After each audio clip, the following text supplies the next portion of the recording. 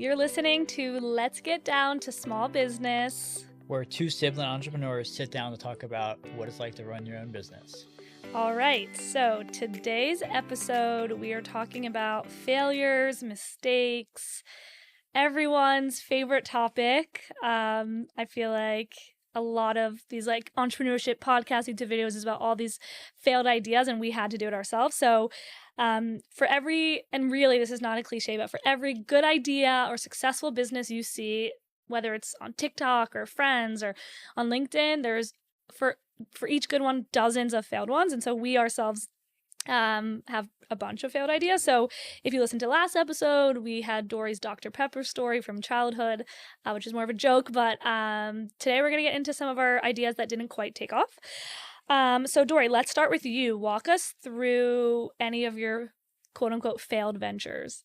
Yeah, so the most memorable one, which I would love if someone took it from my mouth and just ran with it, is an idea that my dad and I had when I was in college.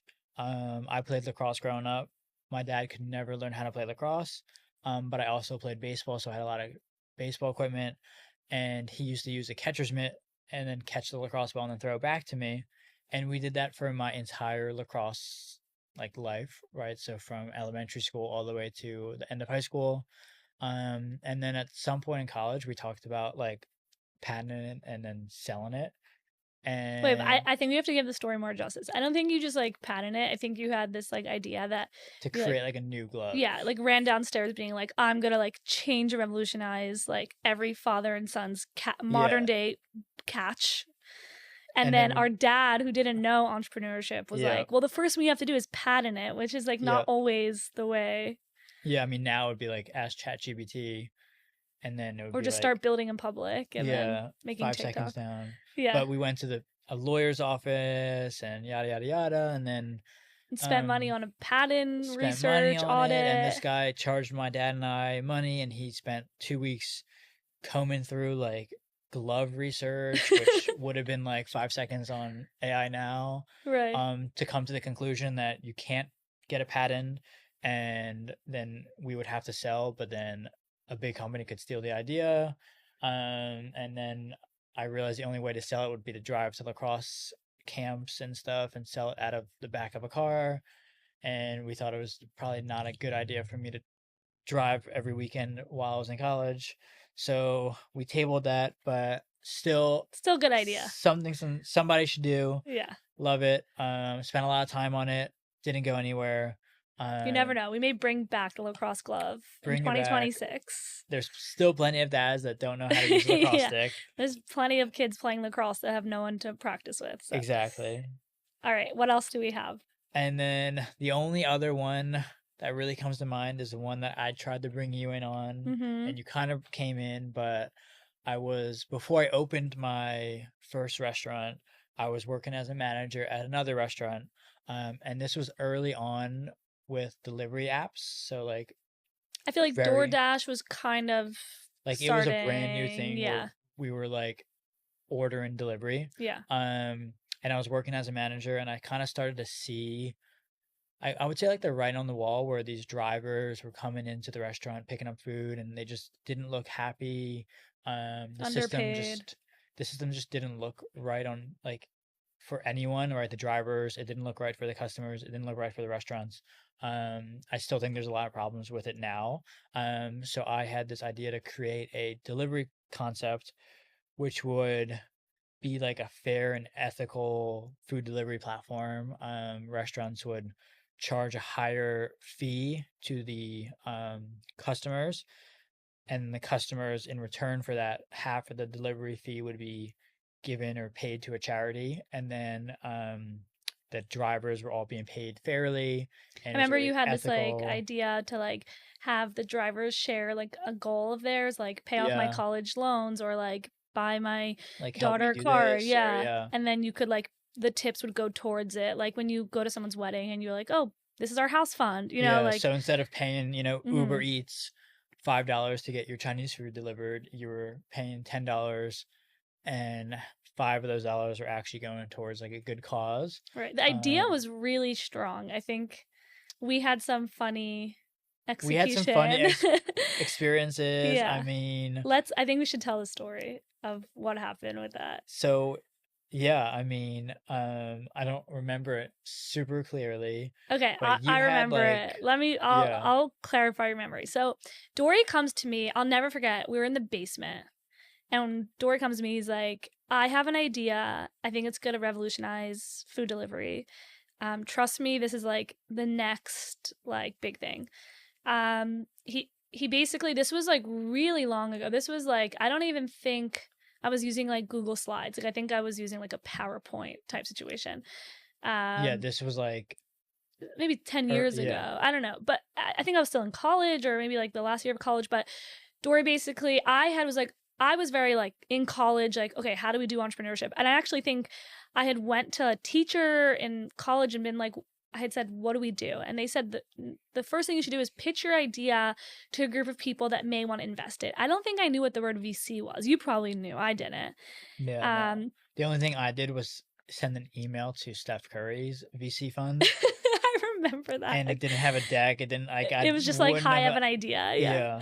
yeah, I love the old cringe business because I feel like I can see why we did that, but nowadays obviously we would never do that. But so I basically went to some sort of business advisor or professor, and they were like, "You have to pitch." So then I found that there was a business association of Philadelphia that you could come and you could pitch your idea to a group of like 40 people, and they would listen and give you feedback and if they could help or they wanted to invest or connect. But it wasn't like a VC; it was a bunch of like, excuse me, like 70-year-old men that mostly like retired mostly people that were retired not that used to own super like successful. Yeah, a mom and pop pharmacy, like very yeah, small scale stuff. they So were just filling their day. just filling their day. And I remember I was like, okay, Dory, let's make a PowerPoint. So we like practiced this whole presentation. We were like Shark Tank, like inspired. And Yeah, we get there and we gave this presentation. And for like two 20-year-old kids, like it was pretty good. I remember you probably handled all the financial slides. I was like, at this point, I didn't know what the word marketing was. I didn't know marketing was like a career in college. Like, really, I yeah. know it sounds crazy. I didn't think so. I was studying philosophy, but that was my first attempt at marketing an idea. And I remember, do you remember the whole crowd looked at us with a blank stare and someone raised their hand and was like, what the hell is Uber? Because we were like, it's like Uber Eats, but more ethical. Do you remember that? Yeah, one guy was like, "This is a great idea. I would love to get food delivered to my house." And I was like, "You can already do that." Yeah, that already exists. So it was It the was crowd the was, crowd was just not it, and it was but so it was a good funny. experience. I We didn't remember get any going, yeah, investors. no investors. That idea died, but Fair Foods ended up dying shortly after. I still own the domains, the thing so about Dory's, all of his ideas, he buys the domains right away. Like, also my fiance Gov's like that. Like, if he has an idea, the first thing he does is check the domain. I don't even think about, because I guess my brain is different in that way, but like yeah. the domain is like the last kind of thing I look at. But I Well, I know still you're a own domain girly, so fairfoods.com, fairfoods.io. that is so funny. Okay, any other failures? Or we I mean, do you have any that you want to share?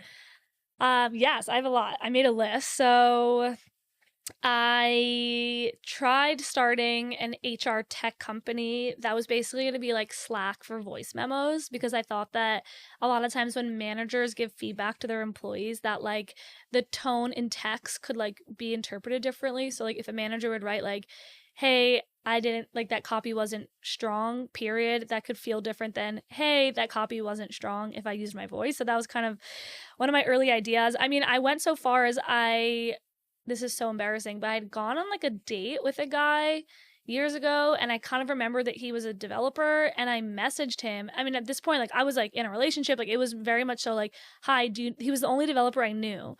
This is before I was even remotely close to like the tech ecosystem. And I was like, "Hey, do you know any developers that could help me? I want to start an HR tech company."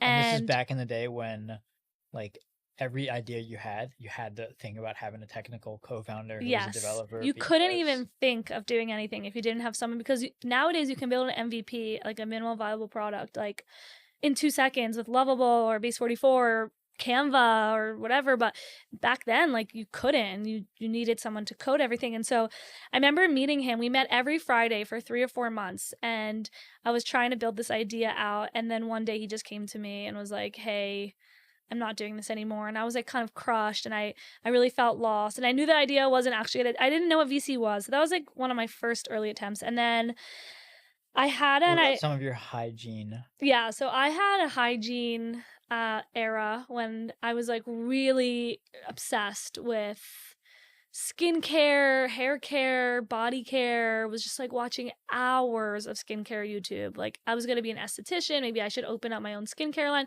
And at some point I had this like what I thought was a revolutionary idea, wasn't so much so. I was like, why they're not like cool techie tampon and pad dispensers in high-tech offices, which is so silly because they usually just put them out in like a box in the bathroom, you know? Yeah. But I literally was like talking to HR people at tech companies being like, do you know how many tampons are used every month from your office? What if an employee's stuck? And it was just such a stupid idea. But Glad I didn't invest. yes, glad I didn't do that. A lot of people helpfully kind of talked me out of it. And then my most recent one was a few years ago. This is honestly kind of around the same time I started Pink Chili, my current company. I wanted to make some sort of like social media messaging platform that was like only voice memos. I was really into the voice memo thing for a few years because I thought that like I had this like need that I really wanted to be able to like text someone but tag how urgent the message was, like red, listen now, green, take your Yeah, I remember time. that. So it was like an anxiety friendly or like type A OCD friendly like communication between friends or work or whatever. But I think the point is like we've both had so many ideas just like not make the mark. But what I see in it is that that is the definition of being an entrepreneur and a visionary is like if you just had one idea and it worked, it's not really like on brand Most people to never right. do that. Right. So I think like it is funny to walk down memory lane and I feel like we'll listen to this episode maybe in like a few years and there's also ideas that I'm working on now behind the scenes that I may think are crazy and were huge failures, but you have to keep it's like I gave a workshop yesterday to a startup and someone asked me like, "Oh, why should I invest in social media?" And I was like, if I told you, and I hear this on TikTok a lot, I think it's a really common thing, but if I told you I'm going to buy you as many lottery tickets as you want every day. Like, you tell me how many you want. I feel like most average people would buy like thousands of tickets a day or like as many as they could. They wouldn't be like, oh, I'll just take one, please, right? And I feel like for social media and ideas in general is like you have to just keep trying. Every post is a lottery ticket. Every idea is a lottery ticket. Every email is a lottery ticket. You don't know which one is going to be that winner. And so just keep trying them. So that's how I view our ideas. What do you like? What's something that you learned from all these? I don't even call them failures, but Yeah, I mean, I think like when you were saying that, the only thing I was thinking of like you can't tell what's around the corner, right? Like that visual thing where someone's digging for gold and they dig, dig, dig, and then they give up, but they were literally like 1 inch away from like yeah. finding gold. It's the same thing with us. Like in Mm-hmm. the food world, there's been 100 brands that like I saw one post recently where they started out and they were doing like $300 a day in sales, which is, you know, Nothing. nothing. And now they have like 50 stores and their stores are, doing $4,000 to $5,000 a day and big private equity funds are, Mm-hmm. buying into the brand. And if they gave up like early, they would have stopped and Mm-hmm. not had the success they have. Um, I feel like the struggle is part of the story. yeah, like makes you being comfortable struggling helps you do better Mm-hmm. because it's the same thing in like let's say like how militaries are trained and special forces. It's like you have to be Mm-hmm.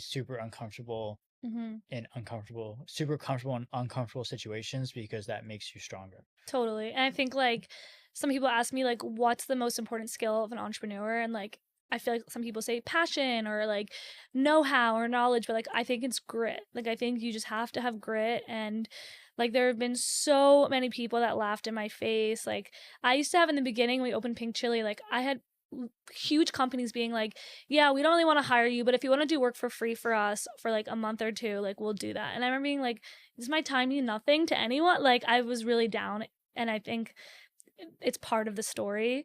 And I don't know. I recently listened to Kobe Bryant like interview randomly in a black hole of YouTube, and something he said that I keep thinking about, he was like, failure doesn't exist. Like he was like, I don't get it. Like what is failure?